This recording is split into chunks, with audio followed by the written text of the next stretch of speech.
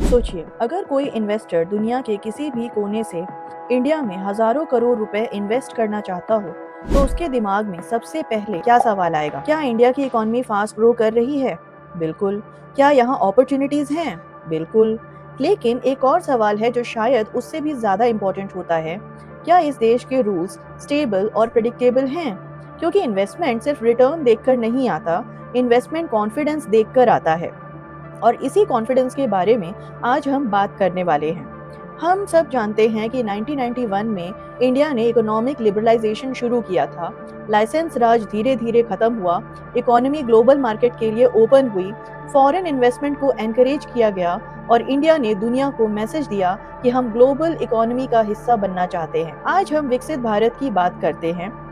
हम चाहते हैं कि इंडिया दुनिया की लीडिंग इकोनॉमीज में शामिल हो। हम चाहते हैं कि गिफ्ट सिटी एक इंटरनेशनल फाइनेंशियल हब बने। हम ग्लोबल पेंशन फंड्स और सोवेरियन वेल्थ फंड्स का इन्वेस्टमेंट अट्रैक्ट करें। लेकिन एक इंटरेस्टिंग सवाल यहाँ खड़ा होता है, अगर इंडिया के एम्बिशंस 2026 की हैं, तो क्या हमारे कैपिटल अकाउंट के रूल्स भी उतने ही मॉडर्न हैं, या फिर कहीं ना कहीं हम भी पुरानी रेगुलेटरी थिंकिंग से बाहर नहीं निकले हैं? आज का डिस्कशन इसी टॉपिक पर है। ये सिर्फ आरबीआई या फॉरेन एक्सचेंज का टॉपिक नहीं है, ये डिस्कशन है ट्रस्ट का, रूल्स और डिस्क्रेशन का, प्रेडिक्टेबिलिटी और अनसर्टेनिटी का, और सबसे इम्पोर्टेंट ग्लोबल फाइनेंशियल मार्केट में इंडिया की क्रेडिबिलिटी का। चलिए एक छोटी सी स्टोरी से शुरू करते हैं। मान लीजिए आप इंडिया में जॉब करते हैं, सैलरी रुपीस में मिलती है। अब आपको फॉरेन यूनिवर्सिटी की फीस देनी है या किसी फॉरेन कंपनी में इन्वेस्टमेंट करना है। इसके लिए आपको डॉलर्स चाहिए। आज हमें ये एक नॉर्मल फाइनेंशियल ट्रांजैक्शन लगता है, लेकिन हमेशा से ऐसा नहीं था। एक टाइम था जब इंडिया फॉरेन एक्सचेंज को सिर्फ पैसा नहीं मानता था, उसे एक नेशनल रिसोर्स माना जाता था। सिंपल लैंग्वेज में समझें तो गवर्नमेंट का मानना था कि डॉलर्स बहुत लिमिटेड हैं, इसलिए हर डॉलर का इस्तेमाल केयरफुली होना चाहिए।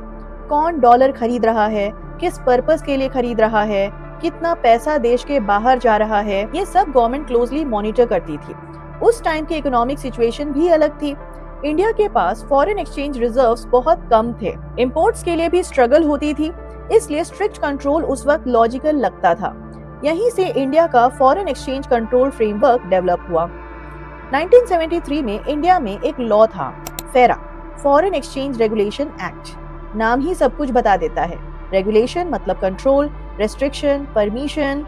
उस वक्त अगर फॉरेन एक्सचेंज से रिलेटेड कोई ट्रांजैक्शन करना होता था तो बहुत सारे रूल्स और अप्रूवल्स का प्रोसेस होता था। उस जमाने की फिलॉसफी कुछ इस तरह थी, पहले परमिशन फिर ट्रांजैक्शन। आज के स्टूडेंट्स को शायद ये थोड़ा स्ट्रेंज लगे, लेकिन उस वक्त इंडिया की इकोनॉमी रिलेटिवली क्लोज थी, फॉरेन एक्सचेंज की शॉर्टेज थी, गवर्नमेंट हर डॉलर को केयरफुली मैनेज करना चाहती थी, इसलिए फेरा का फ्रेमवर्क काफी स्ट्रिक्ट था।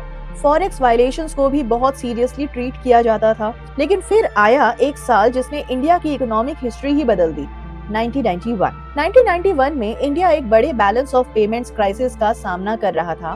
फॉरेन एक्सचेंज रिजर्व्स इतने कम हो गए थे कि इंपोर्ट्स कंटिन्यू करना भी मुश्किल लग रहा था।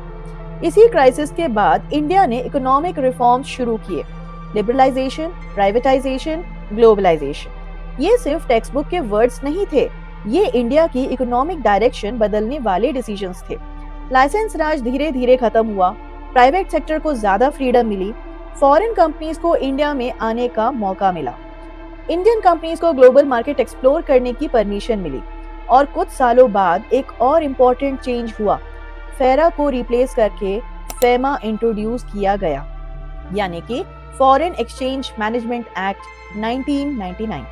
ध्यान दीजिए, पहले नाम था रेगुलेशन, अब नाम हो गया है मैनेजमेंट। सिर्फ नाम ही नहीं बदला था, सोच भी बदलने की कोशिश हुई थी।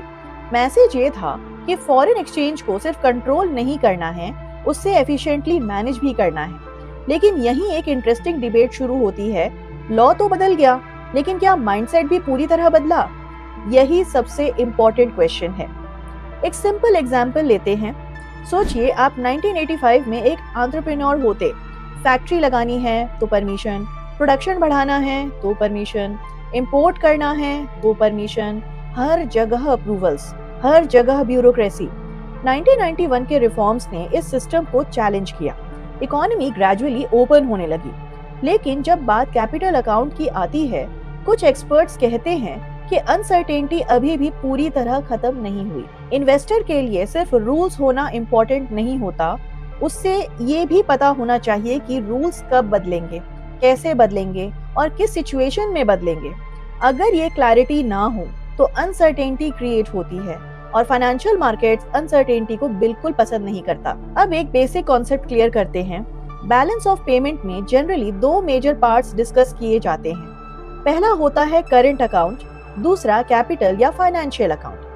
करंट अकाउंट में गुड्स और सर्विसेज की बाइंग, सेलिंग, एक्सपोर्ट, इंपोर्ट और इनकम रिलेटेड ट्रांजैक्शंस आती हैं।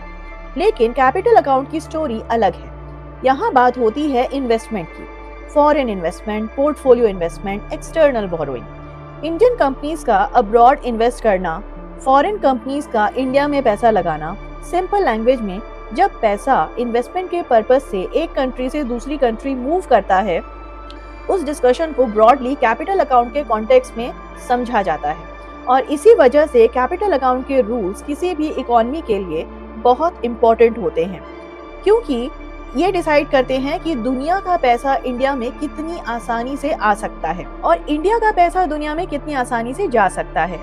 इसी डिबेट को कैपिटल अकाउंट कन्वर्टिबिलिटी की डिबेट भी कहा जाता है। लेकिन यहाँ एक और इंटरेस्टिंग सवाल आता है, आखिर इंडिया को इतना फॉरेन कैपिटल चाहिए ही क्यों? इसी सवाल का जवाब हम अगले पार्ट में समझेंगे। तब तक meet you in the next video. Thank you for watching.